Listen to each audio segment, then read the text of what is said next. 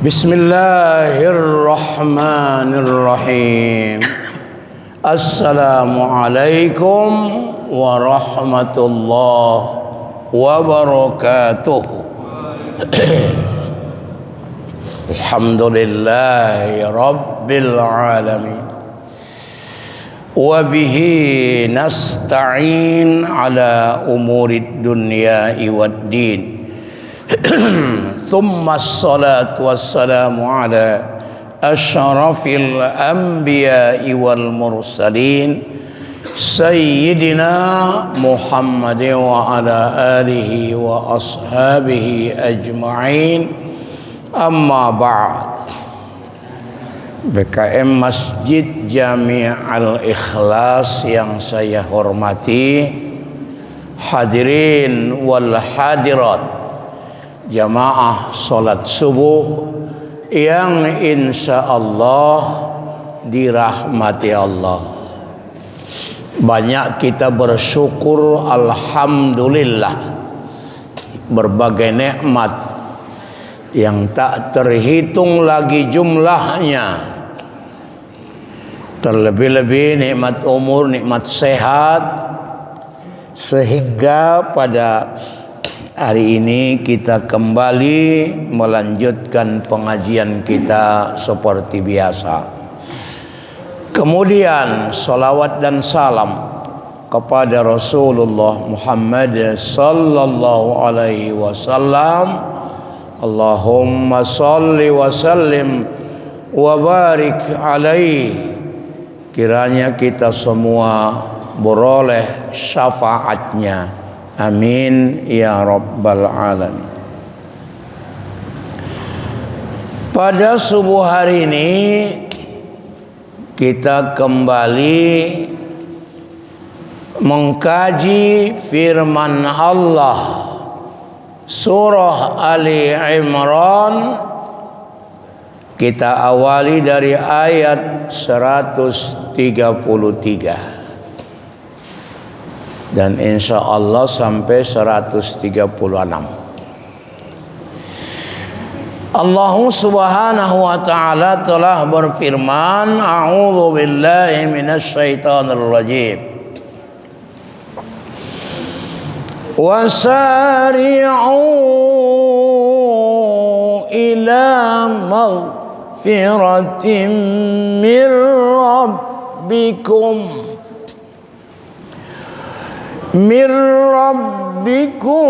wa jannatin arduha as-samawati wal ardh u'iddat lil muttaqin.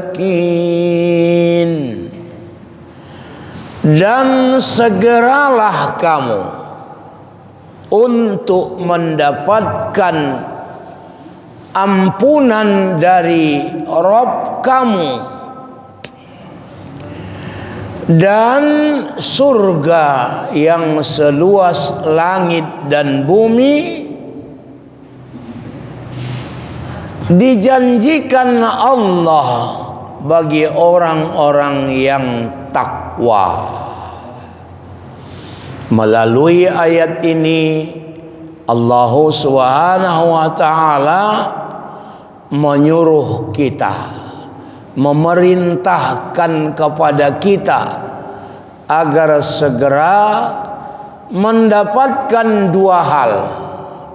Yang pertama maghfirah alias ampunan, yang kedua surga. Dua hal inilah yang disuruh Allah segera dapatkan. Kalau mendapatkan yang lain tak pala diperintahkan segera. Mendapatkan Pajero nggak pala. Mendapatkan apa lagi? Yang paling penting dapat maghfirah, dapat surga. Maghfirah, ampunan. Ini penting cepat. Bagaimana caranya agar kita dapat dua hal ini? dan insya Allah mudah-mudahan sudah dapat. Inilah pula. Tetapi kalau belum, inilah perlombaan, inilah kompetisi. Mudah-mudahan cepat kita dapat sebelum mati, ya, sebelum mati. Ya. Dua-duanya maghfirah dan jannah itu Allah janjikan. Tentunya Allah tidak pernah ingkar janji. Pasti. Ya. La innallaha la yukhliful mi'ad. Allah tidak pernah ingkar janji. Jadi semua yang dijanjikan Allah pasti. Nggak ada yang tak, bukan angan-angan ya, bukan angan-angan, bukan hayalan, tapi sesuatu yang pasti bagi orang yang takwa. Berarti yang mau kita kaji ini, siapa orang takwa itu? Di ayat berikutnya Allah jelaskan buat kita semua. Orang yang takwa itu ialah pertama, alladzina yunfikuna fis sarra'i wad dharra, yaitu orang yang berimpak atau mengimpakkan, ya, baik di waktu lapang maupun di waktu sempit. Nah, kalau berimpak di waktu lapang itu pula biasanya itu. Tapi berimpak waktu sempit itu luar biasa itu. Waktu lapang pun tak berimpak dia, apalagi waktu sempit. Ini harus dua-dua. Kalau waktu lapang aja belum, waktu lapang aja berimpak itu belum, waktu sempit pun berimpak, itu dia. Yalah, lapang rezeki itu kadang-kadang pula sempit, kadang luas, kadang apa namanya, ya, sempit rezeki itu. Dua-duanya buat kita berbeda, buat Allah sama saja. Ya. Baik. Berinfak ini Bapak Ibu Saudara menjadi syarat pertama jadi orang takwa atau pemurah. Orang yang pemurah itu menjadi takwa. Kedengaran Bapak Ibu mudah. Berinfak itu kedengarannya mudah, tapi sesungguhnya itu adalah sulit, berat. Andaikan mudah, ya nggak pala dijadikan syarat takwa itu. Ya, mudah. Ibu-ibu, manalah lebih mudah menjadi orang pemurah daripada jadi orang pelit? Mudah mana? Lebih mudah jadi orang, ya orang pelit lah lebih mudah. Itu mudah kali itu jadi orang pelit. Nggak perlu ada syarat itu. Kenapalah dijadikan orang berinfak atau orang bersedekah menjadi syarat utama? Tidak mungkin ini berjalan, nggak mungkin itu dilaksanakan kecuali orang yang telah beriman kepada Allah. Beriman. Nggak mau itu. Sebab orang beriman kepada Allah, yakin dia, percaya dia bahwa apapun yang diinfakkannya tidak ada yang sia-sia. Semuanya pasti ada manfaatnya, baik di dunia ini maupun di akhirat. Jadi enggak putus di dunia saja sampai ke akhirat. Nah, di dunia ini apalah manfaatnya infak tuh? Nabi katakan orang berinfak bersedekah tidak mengurangi harta, enggak mengurangi dia. Karena berurusan dengan rezeki ini Bapak Ibu, dalam Al-Quran banyak kali sumber rezeki itu. Ada rezeki yang dijamin rezekinya. Wa ma min dabbatin fil ardi illa 'alallahi rizquha. Tiadalah satu pun yang melata di atas bumi ini kecuali dijamin Allah rezekinya. Dijamin semua. Yang kedua ada lagi rezeki yang tak disangka-sangka. Wa yarzuquhu min haitsu la yahtasib. Saya yakin Bapak Ibu pernah ini pengalaman ini. Tak diduga-duga rezeki itu dapat. Nggak disangka. Ada pula rezeki itu karena bersyukur. Jaminan Allah, la in syakartum la azidannakum.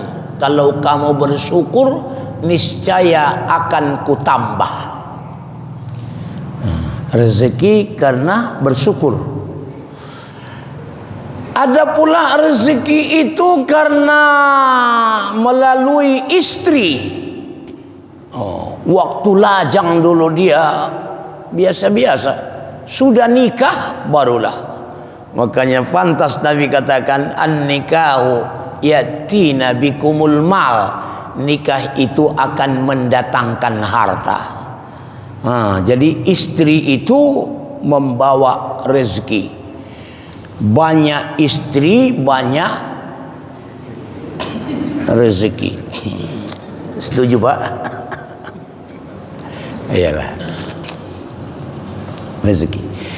Tapi sebanyak manapun istri nggak boleh lebih dari 4. Iyalah. Iya Pak, mendatangkan rezeki itu istri itu. Makanya bapak sayangilah istri bapak. Bapak sayangilah istri bapak. Istri itu luar biasa pengorbanannya pada suami. Ya kan Pak? Pertama yang mengandungnya maknya, melahirkan, membesarkan, nyekolahkan, mendidik orang tuanya. Sudah besar, sudah terdidik, sudah jadi, ditinggalkannya orang tuanya, diikutinya bapak. Pengorbanan gak itu? Diurusnya bapak, diurusnya baju bapak, pakaian, makanan, rumah, bahkan diberinya semua jiwa raganya pada bapak. Maka kalaupun ada kesalahan istri, tengoklah pengorbanannya yang banyak itu. Lihatlah bahwa setelah menikahnya aku baru sudah ada ini semua. Setuju Bu? Bu? Setuju? Iyalah setuju. Sayangilah. Jangan sepele, jangan layas bapak nengok istri. Itu mendatangkan rezeki. Istri mendatangkan rezeki. Yang ketiga, berikutnya lagi ya. Anak, ada rezeki melalui anak. Waktu anak-anak tuh banyak masih sekolah, rezeki jualan awak laris, rezeki banyak. Udah berkawinan, kadang lalat pun tak datang lagi ke kedai kawan tu. Anak membawa rezeki. banyak lagi. Ada rezeki karena sedekah. Dengan bersedekah maka dia memancing rezeki yang lebih banyak, lebih besar. Ada yang hobi mancing sini, mancing. Hah? Mancing belut. Cacingnya kecil, umpannya dapat belut yang besar. Makanya enggak sayang rasa bapak ngasih umpan tuh sikit-sikit. Halo Pak, umpan biar dapat yang lebih besar. Jadi rezeki itu adalah umpan. Sedekah itu, infak itu adalah umpan mendapatkan rezeki yang lebih banyak. Pantaslah si Aseng rajin kali bersedekah. Karena yakin dia dengan apa nih? Yakin dia dengan hadis itu, bahwa sedekah menambah rezeki, menolak bala, menolak penyakit. Ajit si Aseng. Alah. Nah, hadirin wal hadirat yang berbahagia, itu manfaatnya di dunia nilai itu dah. Kalau sudah mati, salah satu ungkapan kubur itu kepada kita, ana baitud dud, aku ini adalah rumah cacing. Tidak cuma cacing, ada ulat, ada ular, banyak. Syajaul aqra. Maka semprot kamulah aku dengan sedekah. Pantaslah orang mati itu dalam kubur dia menjerit. Apa jeritannya? Laula akhartani ila ajalin qarib la asaddaqa wa akum minas salihin. Ya Allah, andaikanlah kau tunda kematian. Sudah dikubur ini. Kalau masih di dunia ini belum. Karena orang mati itu seperti mimpinya dia mati dia. Mimpi dia mati. Datang orang, ditengokinya semua, dikenalinya yang datang itu. Oh, si fulan datang menengok aku yang mati ini. Tahu dia. Waktu kita mandikan dia, tahu dia, oh aku lagi dimandikan orang nih. Dikapani, aku lagi dikapani. Disolatkan, oh aku disolatkan. Terus, kapan dia tahu mati? Sesudah dikubur. Pulang orang, dimasukkanlah rohnya kembali ke jasadnya. Dia tengok, di mana pakaianku? Ditengoknya dulu pakaiannya nggak ada lagi, sudah berganti dengan kain putih. Ditengoknya ke atas nggak ada pelapon lagi, udah tanah. Di kiri kanannya begitu juga. Barulah menjerit, tahu dia bahwa bukan mimpi dia, tapi nyata memang mati. Dipanggilinya lah semua, ayah, ma, baka, kenapa kalian tinggalkan aku? Satu minta ada yang mendengar, pulang orang semua. Nah, jadi apalah pembela di sana, termasuk adalah sedekah. Berbangkit dari kubur di padang mahsyar, enggak ada pakaian lagi, telanjang, enggak ada selop alas kaki. Tak ada pula saudara lagi di sana. Enggak ada lagi ramah tamah, nafsi-nafsi. Matahari perasaan sebahagian beberapa jengkal saja dari atas kepalanya. Tapi justru ada orang yang diberi Allah zillah, payung, naungan. Di antaranya ialah yang bersedekah tangan kanan, tidak tahu tangan kiri. Artinya apa itu? Dia bersedekah ikhlas, tidak pula menyembunyikan amal, sedekah. Oh, harus rupanya disembunyikan? Tidak. Boleh juga sirrau wa alaniyah, sembunyi atau terang-terangan. Cuman lebih mudah jatuh ria kalau terang-terangan. Kalau disembunyikan, mudah-mudahan lebih aman dia. Ya, nggak usah pamer. Tapi zaman sekarang mau pamer aja orang ya, semua dipamerkan. Sikit-sikit selfie, sikit-sikit selfie. Lagi tawaf pun selfie dia. Lagi tawaf ibadah pula, tawaf rukun haji. Lagi sa'i selfie dia. Salah rupanya selfie? Tidak.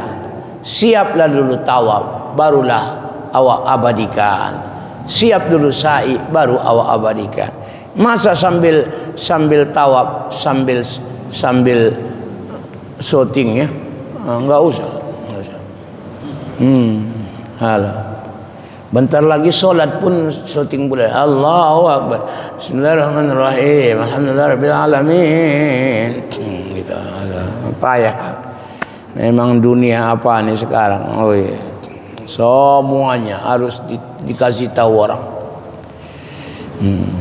Baik, termasuklah berbangkit dari kubur di hari pembalasan. Justru benteng dari api neraka adalah sedekah.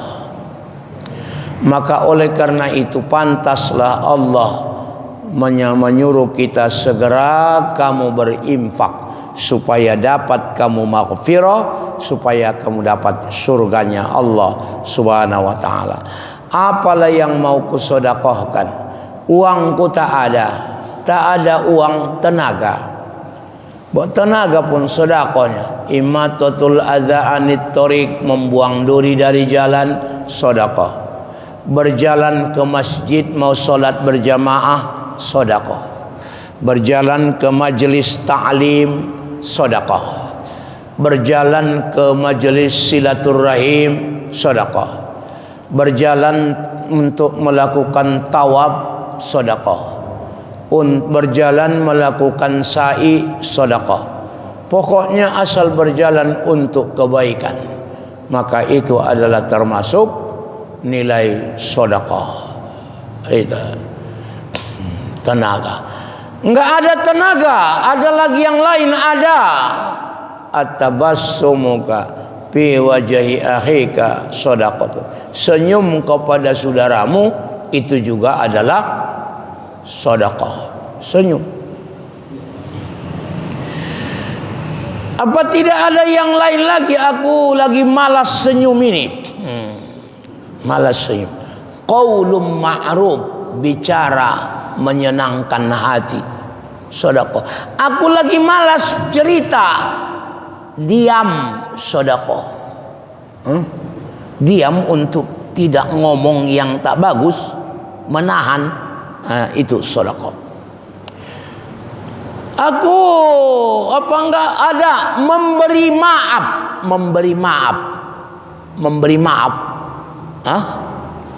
memberi yang tak ada lah itu ya. Maaf mana ada itu? Cuman di hati ajanya. Enggak memberi nama. Maaf artinya menghapus. Enggak memberi, menghapus, tidak ada dendam di dalam hati, itu juga adalah sedekah. Enggak ada dendam. Ibu-ibu ada dendam ibu-ibu sama orang. Kapan kau tidak berak malam? Tunggu tanggal mainnya. Nanti tua juga kau itu. Kupindahkan kau ke kamar belakang, biar menerawang otak kau di sana. Sama lakinya pun dendam. Hapus itu, hapus dendam. Itu juga sedekah. Ya Allah, memang banyak lah ya. Berarti semua orang punya peluang untuk takwa. Ayolah kalau begitu Bapak Ibu Saudara, mumpung kita masih hidup, ayolah kita berikan yang terbaik. Ya, berinfaklah, karena apa yang kita infakkan, kita sedekahkan, itulah yang pasti bagian kita. Kalau yang ibu tabung, yang ibu simpan-simpan duit, emas, perhiasan, yang ibu simpan-simpan bagian orangnya itu. Yang sudah kita berikan itulah bagian kita. Betul nggak? Iyalah. Udah berapa gram ibu beli emas? Hah? Nah, itu untuk orang itu Bu, kalau mati Bu. Iya kan? Hah? Iyalah. Yang ibu infakkan ke masjid, itulah untuk ibu. Itu. Awak pikir kadang-kadang yang disimpan itu bagian awak, yang diberikan bagian orang. Tidak, terbaliknya itu. Yang kita infakkan itunya bagian kita. Yang kita simpan itu di rumah, di bank dan sebagainya, bagian orang gitu. Maka mikirlah kita dari sekarang. Mana tahu jadinya besok yang mati ini. Hah? Oh iya. Bapak pikir masih lama lagi rupanya. Bentar lagi pematian lain. Tinggal penyesalan nanti. Ya Allah, kembalikanlah aku ke dunia. Ada lagi uangku kusimpan-simpan di situ dalam dompetku. Memang tinggal 1000 lagi lah. Tapi itu pun kalau kuinfakkan kan besar kali manfaat. 1 tumbuh 7 tangkai, setiap tangkai berbuah 100. Begitu berbuah terus, tidak cuma sekali berbuah. Wallahu yudha'ifu liman yasha, malah Allah berlipat gandakan balasannya. Halah, inilah memang ini orang-orang pemurah semuanya. Enggak ada ku tengok muka-muka pelit ini. Enggak ada. Pemurah. Halah. Hadirin wal hadirat yang berbahagia. Nah, sekali lagi, menjadi pemurah tidak mudah. Maka mendengarnya mudah ya, berinfak, bersedekah. Tapi pelaksanaannya sama dengan sabar ini. Sabar pun mengatakannya mudah itu. Kedengaran mudah tapi sulit. Jadi pemurah juga, sahyun juga adalah berat. Kadang-kadang dah Bu, sama istrinya pun pelit dia. Ada enggak? Iya Pak, ada enggak orang sama istrinya pelit? Ada. Contoh kasus Abu Sofyan, istrinya Hindun. Abu Sofyan ini bukan Nasution, ini bukan orang Arab. Abu Sofyan tuh orang Arab, istrinya Hindun, sampai curhat istrinya sama Nabi. Ini contoh kasus setelah itu.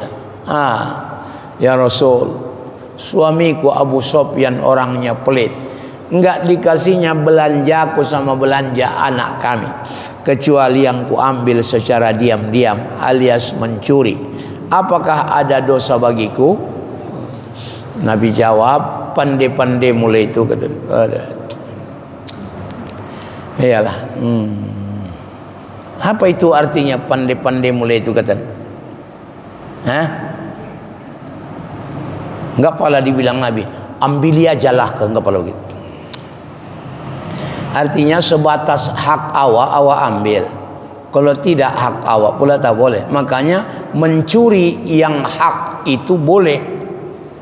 Ada orang kaya di kampung tuh, pelit, enggak mau berzakat. Ada orang miskin, berhak dia menerima zakat. Lalu si kaya tidak mau mengeluarkan zakatnya, dicurinya. Sebatas haknya itu halal itu.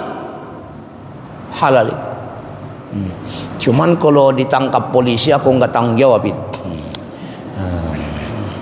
Mencuri yang hak namanya. Iya. Iyalah. Jadi jangan diambil yang bukan hak awak. Baik, Bapak Ibu Saudara, mudah-mudahan kita jadi orang yang takwa karena nampak dilihat dari pemurahnya. Yang kedua,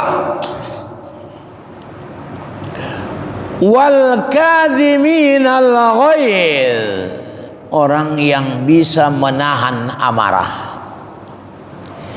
Menahan amarah ini pun enggak mudah ini. Iyalah, enggak mudah itu. Menahan amarah. Berarti kalau ada orang yang berbuat zalim kepadanya, lalu dia tahan amarahnya.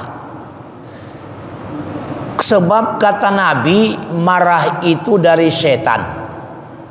Setan itu dari api. Yang bisa memadamkan api adalah air. Maka kalau Bapak Ibu kita marah, ambil wudu. Jangan ambil sapu. Apalagi ambil kayu, ambil parang, ambil wudu. Kan dari dulunya itu tahu kita, dan mudahnya itu ya. Tapi barangkali hitung jarilah pernah awak lakukan ini. Ya, ibu-ibu jujur aja udah pernah kalau marah ngambil wudu? Belum jelas ini. Yang paling cepat ngambil apa? Itulah. Iyalah. Nah, yang banyak kan memang perintah wudu nih Pak. Tidak cuma lagi marah, mau sholat, idza qumtum ila sholat, wudulah. Mau tawaf, wudulah. Iyalah. Mau tidur, wudulah. Bahkan Nabi paling benci melihat orang, maaf cakap, habis hubungan suami istri langsung tidur. Benci kali Nabi menengok. Jadi ke mananya? Berwudu dulu balik, baru tidur. Ya, wudu. Banyak kalilah perintah. Makanya Nabi yang al-wudu silahul mu'minin. Wudu itu senjata bagi orang beriman. Senjata, kok perlu senjata? Karena kita lagi berperang. Dengan apa? Dengan musuh. Siapa musuh kita? Setan. Dan setan itu enggak nampak. Makanya senjatanya pun harus yang tak nampak. Jangan bawa-bawa parang ke sana kemari. Untuk apa parang? Mau melebas musuh. Siapa musuhmu? Setan. Oh, enggak nampak. Wudu, wudu. Ke pajak, wudu. Ke kantor, wudu. Jaga wudu. Ya, jaga wudu. Jadi senjata lah itu. Nah, kembali pada awal, mengendalikan amarah. Di dalam Al-Quran dituntun kita bagaimana cara marah. Ya, bagaimana sikap orang takwa itu kalau marah. Ada empat tingkatan. Kurasa empat-empatnya pernahnya kita lakukan ini. Kadang-kadang kita di kelas nomor 1, kadang di kelas kedua, ketiga, keempat. Di kelas ke-1 di surah An-Nahl itu.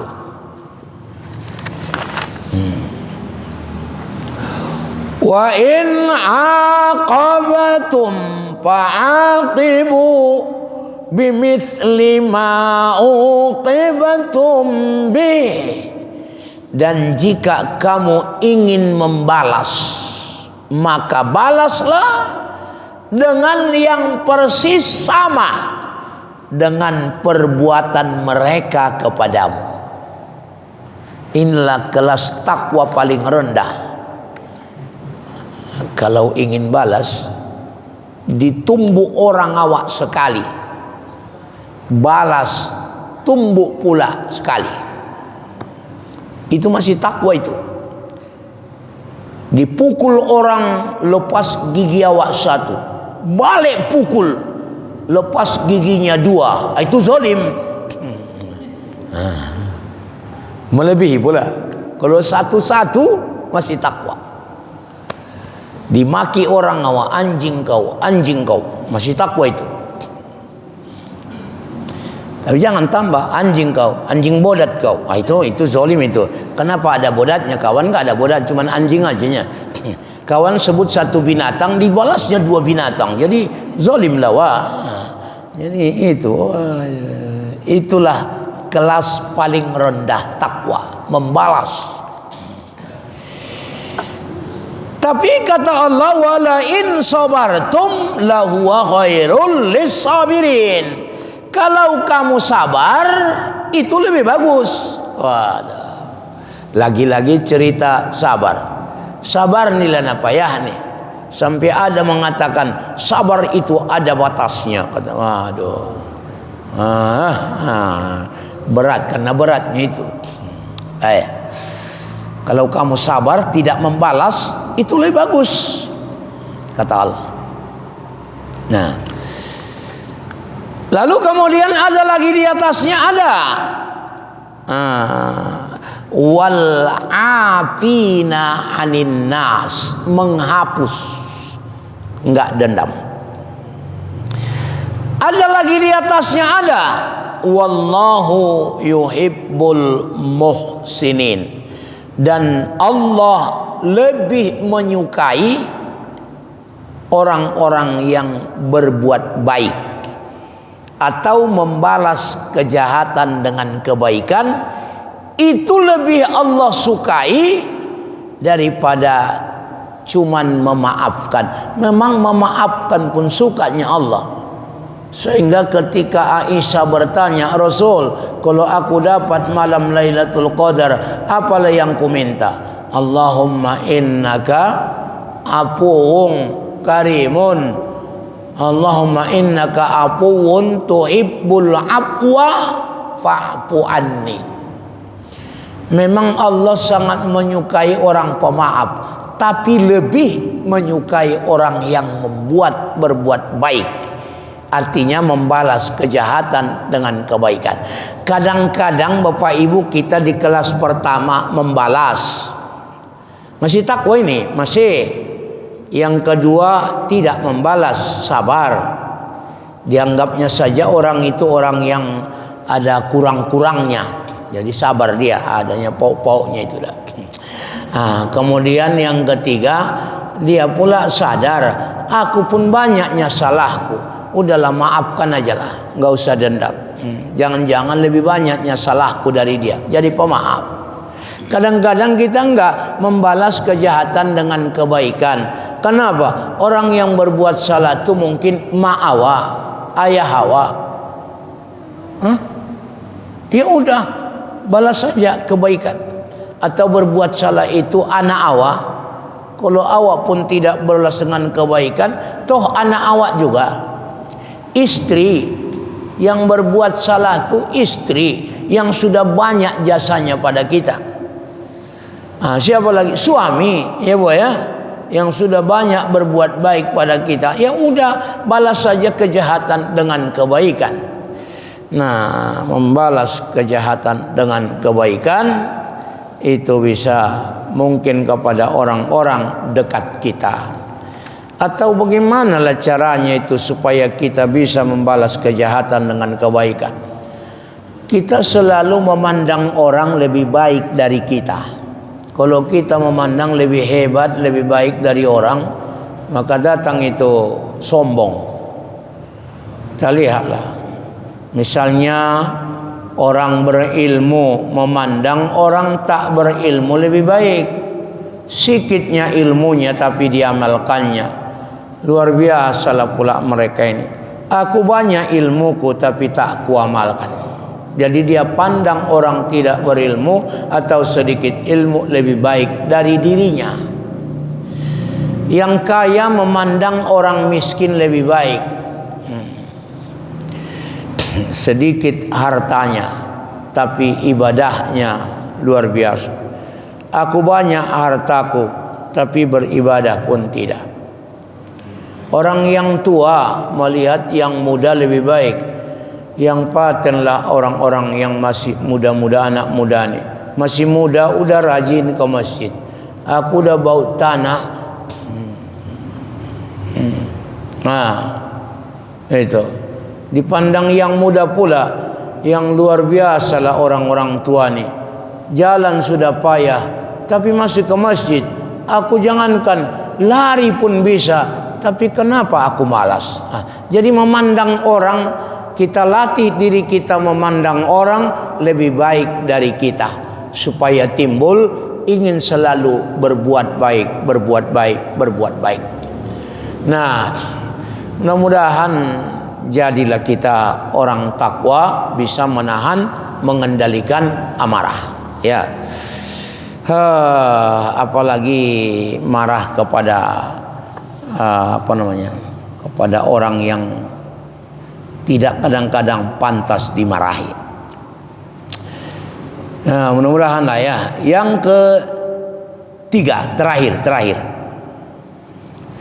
Tadi kalau orang yang berbuat zalim pada kita, lalu kalau kita sendiri yang berbuat zalim, bagaimana orang takwa itu kalau terlanjur berbuat zalim? Walladzina idza fa'alu fahisyah, dan apabila orang takwa itu berbuat fahisyah, keji. Keji ini identik dengan berbuat perbuatan yang mengarah perbuatan zina. Karena ada zina mata, ada zina telinga, ada zina mulut, ada zina kulit. Iya. Mana tahu telanjur berbuat perbuatan fahisyah. Karena kulit kita ni pun, apalagi kaum ibu, membuka-buka auratnya itu adalah zina. Iya. Disuruh ibu-ibu supaya ada hijab, ada jilbab, ada khimar. 3 ya. Kalau hijab inilah tireni. Kalau jilbab itulah baju. Kalau khimar itu tutup kepala. Bu, ibu selalu bilang hijab, jilbab. Bukan. Tutup kepala itu bukan jilbab, bukan. Khimar. Wal yatrib bi khumrihinna ala juyubi, hendaklah kamu tutupkan kain kudung kamu ke dada, khimar kamu tutupkan ke dada. Jadi karena bisa, apalagi di masjid, ya Pak ya, Allah perintahkan khul zinatakum inda kulli masjid, pakai kamulah perhiasan kamu setiap kali kamu ke masjid. Maksud perhiasan bukan cincin itu, emas, gelang, kalung, tidak. Pakaian yang bagus, pakaian yang yuwari sawatikum, pakaian takwa, pakaian takwa. Itu. Jadi upayakan kalau kita ke masjid baju kita bagus. Bedakan baju ke masjid dan baju di rumah. Iya. Lalu kalau kita misalnya ke masjid ngapain? Ya namanya masjid adalah tempat sujud, berarti sholat. Nah, secara syariat ayatnya, zohirnya, kalau ke masjid, maknanya ke masjid mau sholat. Berarti kalau kamu mau sholat, pakailah pakaian yang bagus. Jangan kamu sholat memakai pakaian rumah. Paham Bu? Apalah pakaian rumah?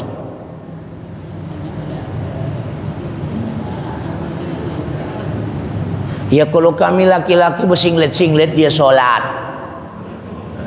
sahnya itu sah asal menutup aurat, cuman dia tidak mengamalkan perintah ini. Makanya kalau sholat seperti bapak ibu keundangan lah, keundangan. Halo. Nah, sebab yang ngasih rezeki membeli pakaian itu siapa? Ya malah kau sembahkan kepada manusia. Yang ngasih rezeki itu Allahnya, supaya bagus pakaian. Jadi kalau sholat pak, pakaianmu bagus, jangan bersinglet-singlet.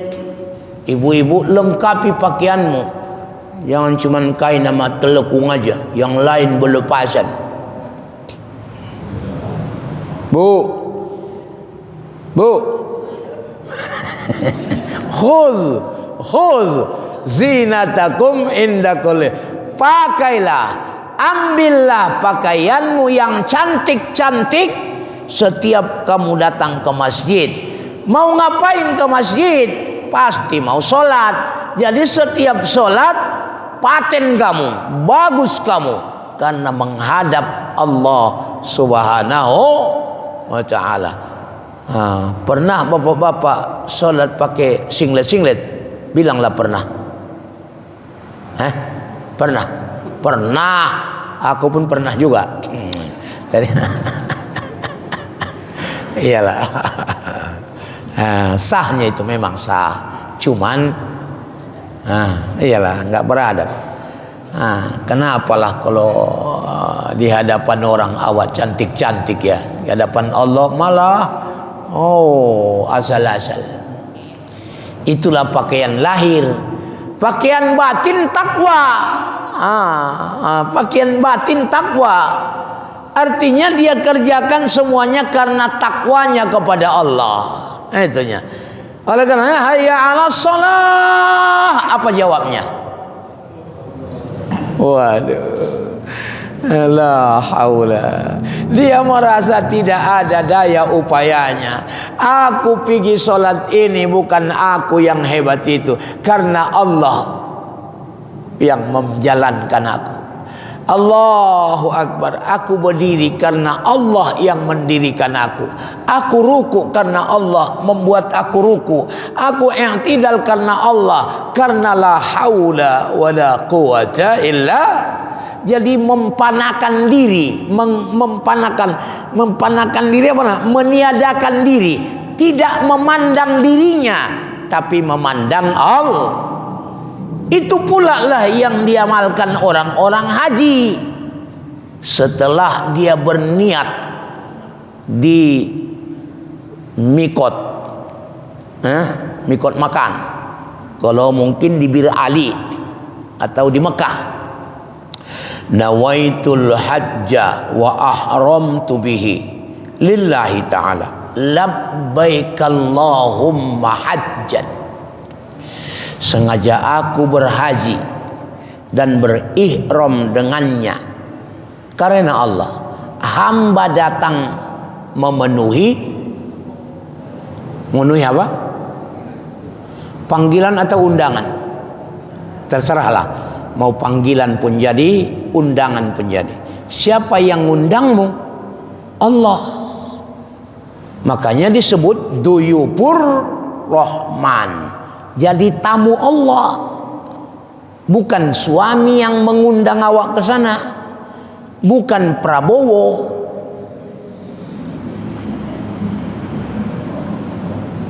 Jadi kalau Allah yang undang, labbaik Allahumma labbaik, labbaik la syarikalak. Hamba datang memenuhi panggilan undanganmu, tidak ada sekutu bagimu. Cuman engkau lah ya Allah. Cuman engkau ya Allah, enggak ada yang lain. Innal hamda, sesungguhnya segala pujian, wan ni'mata, segala nikmat, wal muluk, segala kekuasaan, milikmu ya Allah. La syarikalak, tidak ada sekutu bagimu. Ya Allah. Jadi cuman Allah. Makanya Allah bilang, faman kana yarju liqa'a rabbih. Yang ngundang kita tadi Allah. Maka siapa di antara kamu yang ingin ketemu dengan Tuhannya, ketemu Allah, falyamal amalan solihah, hendaklah kau kerjakan amal soleh. Terus wala yusyrik bi ibadati rabbih ahad, tapi jangan kau syirik. Duh, orang beribadah kok syirik? Banyak orang beriman syirik. Beriman dia amang buru tapi syirik. Salat dia tapi syirik. Haji umroh tapi syirik. Dan syirik itu dosa paling besar, tidak bisa diampuni kecuali taubatun nasuha. Itulah. Oh iya, salat. Kenapa? Allahu Akbar, merasa dianya pula. Kau rupanya kalau masih merasa diri, syirik itu. Iya. Jadi disitulah orang sholat tapi syirik, orang tawaf tapi syirik, orang sa'i tapi syirik, orang beribadah, berkurban tapi syirik. Kalau merasa dirinya, tapi sudah la haula, astaghfirullahalazim, alladzi la ilaha illa huwal hayyul qayyum. Yang hidup cuman Allah, yang melihat cuman Allah, yang mendengar cuman Allah, yang berjalan cuman Allah. Semuanya inna salati wa nusuki wa mahyaya wa mamati lillahi rabbil alamin. Kalau sudah pandangannya pandangan Allah, jadilah dia pemurah, jadilah dia pemaaf, jadilah dia orang yang senantiasa tentunya melakukan taubat. Ya, habis sholat, astaghfirullahaladzim, ya Allah, aku tadi merasa hebat, kurasa diriku yang berdiri itu, padahal bukan aku. Mengangkatkan telunjukku pun aku tak sanggup, kalau tidak karena diangkat Allah. Jadi bergeraklah dengan Allah, memperhalus apa namanya, ya, ibadah itulah. Jangan kau sekutukan Allah. La syarikalah, la syarik. Dua kali dalam talbiyah itu la syarikalah, karena banyak. Jadi kalau sudah dia datang menemui Allah dan dia datang merasa diundang Allah, tamu Allah, maka siap dia mengikuti aturan Allah. Pamam parodopihinnal hajja pala ropasa wala pusuko wala jidala. Jangan kau ropas, jangan kau pusuk, jangan kau jidal. Untungnya apa? Paman hajja lam yarpus wa lam yapsuk. Siapa yang haji, dia tinggalkan ropas, dia tinggalkan fasik. Kharaja kayauma waladatu ummuh. Jadilah dia seperti orang yang baru lahir dari rahim ibunya. Maghfirah secara totalitas.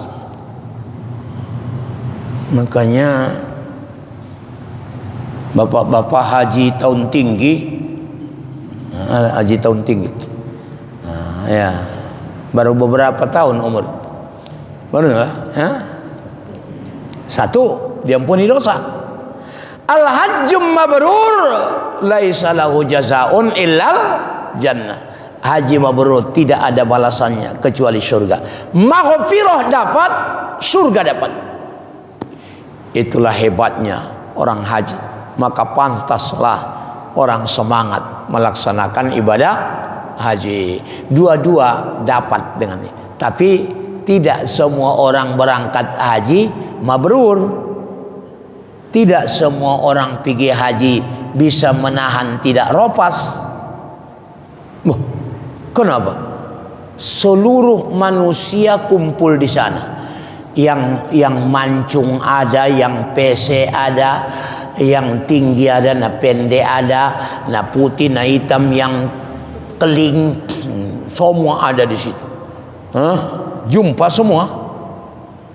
Lagi tawaf senggolan, merapat sama bini orang. Loh, makanya bukan tanggung, jangan rombos. Tidak mungkin ada yang tidak mungkin berbuat salah. Begitu juga bertengkar, apalagi nak bertengkar nih. Mulai dari asrama haji bertengkar saja kerjanya.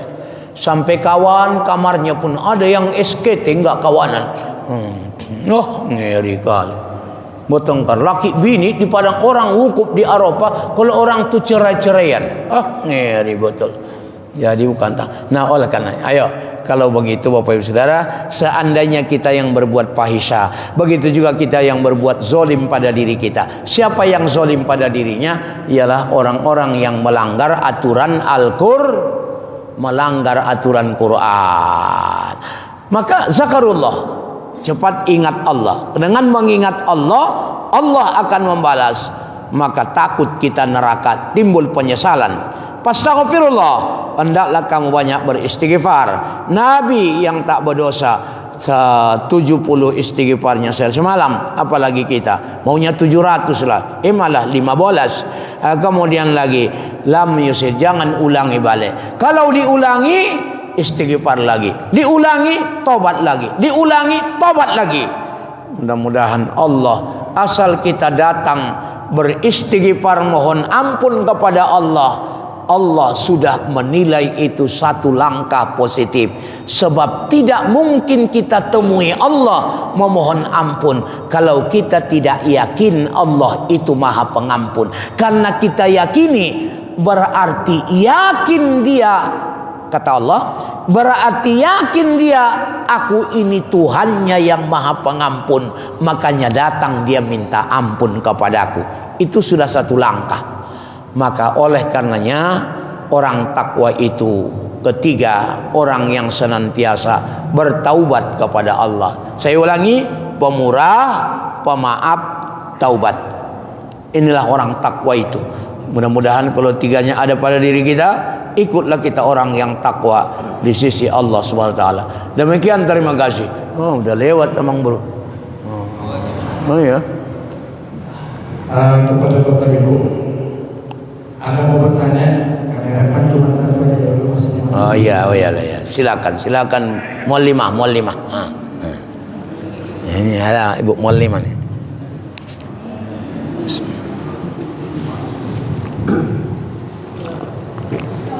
Assalamualaikum warahmatullahi wabarakatuh. Waalaikumsalam warahmatullahi wabarakatuh.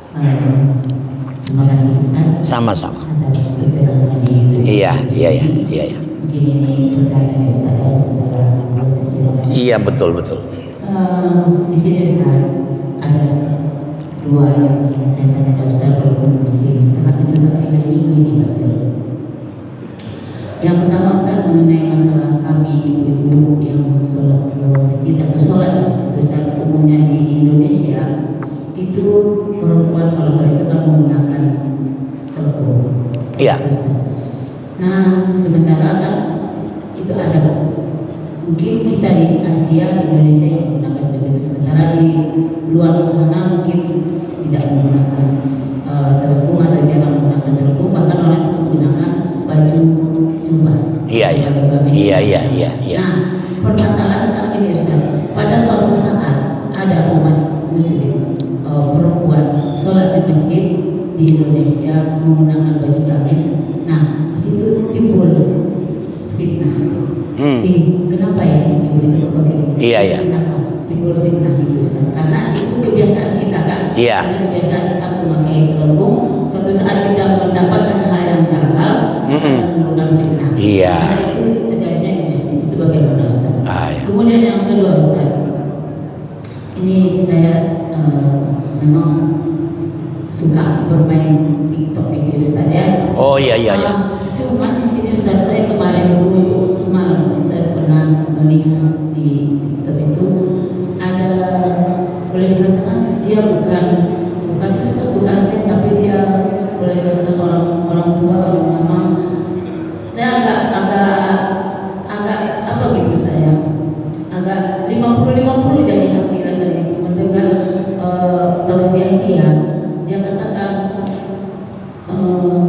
kalau kita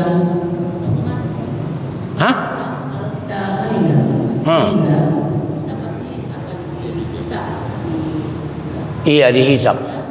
sementara dia mengatakan inilah manusia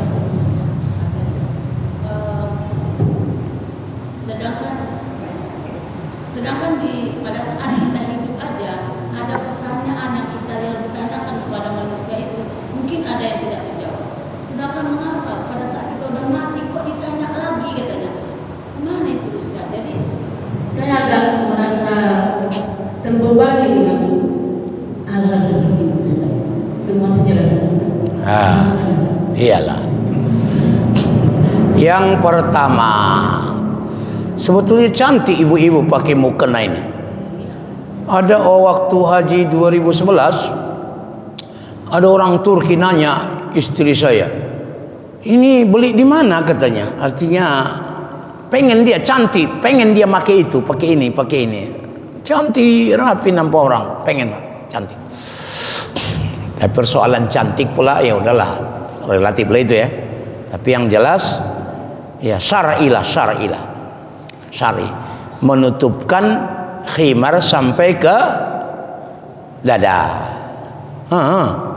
Itu cantik lah, ini bagus, syariatnya lolos, hakikatnya pun insyaallah lolos, warnanya cantik pula, putih, ya baik. Tapi andaikan ada orang pakai jilbab baju, pakai khimar tutup, pakai khimar lah tutup, enggak seperti ini dalamnya, pakai celana atau pakai rok ya boy ya, sahkah sholatnya? Sah, cuman saja jangan ketat, jangan membentuk tubuh. Maksudnya jangan nampaklah polisi-polisi tidur awak, yang akan hanya polisi tidur di tubuh ibu-ibu ya. Bu, jangan nampak itu. Syariat sah, itu sah. Persoalan pula orang memandang janggal karena kebiasaan dia yang di Makkah banyaknya orang enggak begitu pun ya. Tapi enggak timbul fitnah. Paham. Kalau udah paham kita enggak timbul fitnah itu. Cuman kadang-kadang pula udahlah celana ketat. Kami aja pun laki-laki kalau berpakaian ihram enggak boleh berpakaian yang berbentuk badannya, cuman 2 helai kain, satu di pinggang, satu di badan. Kami laki-laki nah, kalau ihram kan gitu Pak ya, enggak boleh berbaju yang berjahit, membentuk tubuh badan. Nah, apalagi ibu-ibu, timbul fitnah lah kalau ketat. Bu, karena lain itu satu ya, sah tapi tetap lebih indah, lebih nyaman. Kalau bisa jangan menimbulkan fitnah, lebih bagus ya. Kedua, masalah TikTok tadi, TikTok itu lapangan kerja juga rupanya itu ya. Ya, berjuta-juta juga rupanya orang dapat dari, kalau banyak orang yang apa, iyalah. Jadi bagaimana bagusnya? Dijagalah pula, jangan sampai terbuka aurat. Kemudian berpakaian jangan sampai terlalu tipis, terlalu ketat. Kemudian kata-kata jangan sampai ada kata-kata yang membangkitkan birahi orang mendengarnya. Karena perkataan kita, perbuatan kita semuanya akan ditanya. Siapa bilang? Allah. Ditanya semua. Yang kita katakan ini direkam kemudian ditanya. Yang kita lakukan direkam kemudian ditanya. Semua ditanya. Jadi kalau bisanya dipertanggungjawabkan di hadapan Allah, teruskanlah. Tapi kalau takut tak bisa dipertanggungjawabkan di sisi Allah, berhentilah. Ya, saya pikir begitu ya Bu ya. Ustaz. Mungkin begini Ustaz, apa yang saya dengar kemarin itu mungkin bertentangan gitu Ustaz dengan apa yang telah kita pelajari di dalam Islam selama ini. Kalau kita mungkin agak bisa memahami, karena menurut saya itu data masuk itu ajaran sesat. Nah, takutnya Ustaz itu didapatkan atau terbuka bagi anak-anak kita yang enggak jelas tadi apa persoalannya. Persoalannya gini Ustaz, semalam saya dengar itu ada seseorang lah mengatakan apa katanya, bahwasanya setelah kematian itu tidak ada yang ditanya di dalam kubur itu katanya. Oh, enggak ada ditanya. Ya udahlah, matilah kau dulu baru nanti SMS aku, kalau enggak ada bilang lah. Itu yang jadi masalah Ustaz. Terus pikirannya gini Ustaz, sedangkan pada saat kita hidup aja, kita hidup diberi pertanyaan, mungkin ada yang tidak terjawab. Kenapa saat mati kita ditanya, apa yang ditanya? Begitulah katanya Ustaz. Jadi saya pikir itu suatu ajaran sesat. Udahlah, nggak usah dengarkan lagi cakap dia tuh. Membuat ragu ibu pula ya, menyesat-nyesatkan orang. Tapi Nabi yang bilang, manalah lebih percaya ibu sama Nabi ketimbang sama uak tuh? Hah? Udahlah, tinggalkan aja lah uak tuh. Nggak usah komen itu. Aku kalau nggak tahu cukup rasa, aku hapus cepat-cepat itu. Nggak mau aku jadi pening, nggak mau aku ragu, nggak mau aku rusak akidah aku gara-gara dia. Nah, banyakkan itu Bu, nggak percaya dia ada pertanyaan dalam kubur, nggak percaya dia ada azab kubur. Kenapa lah disiksa belum diadili kan? Di dunia ini pun udah disiksa, apalagi di kubur. Aduh, ada nikmat kubur yang bilangkan Allah, tsumma latus'alunna yauma idzin 'anin na'im. Kemudian kamu akan ditanya. Tidak cuma ditanya, kalau ditanya aja aman, tapi dibalas malah. Allah Maha tahu. Sekedar tahu aja nggak perlu kali, nggak penting kali. Sekedar tahu, ya udah tahu selesai. Kenapa rupanya? Tapi tidak berhenti ditahu, tidak berhenti ditanya, akan diberikan sanksinya. Itu lagi masalah. Kalau udah berarti kafir lah itu, batal, gugur lah itu syahadatnya. Kenapa? Karena termasuk yu'minuna bil ghaib. Apa itu yang ghaib? Pertanyaan kubur, azab kubur. Jangan-jangan nggak percaya pula dia ada surga neraka. Ya, berarti orang kafirnya itu. Ya udahlah, nggak usah dengar orang kafir. Nggak usah dengar orang kafir. Ya Bu ya. Nah, nanti. Baik, Bapak Ibu, kita akan banyak waktu nanti, insya Allah. Kalau masih ada lagi malam Sabtu kedua, kita banyak sisakan waktu di sana. Alhamdulillahirabbil alamin. Wassalatu wassalamu ala asyrafil mursalin sayyidina Muhammadin wa ala alihi washabihi ajma'in. Rabbana amanna bima anzalta wattaba'na ar-rasula faktubuna ma'asy syahidin.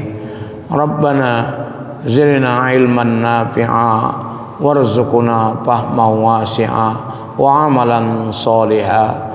Rabbana atina fid dunya hasanah wa fil akhirati hasanah wa qina adzabannar. Sallallahu ala sayyidina Muhammad walhamdulillahi rabbil alamin.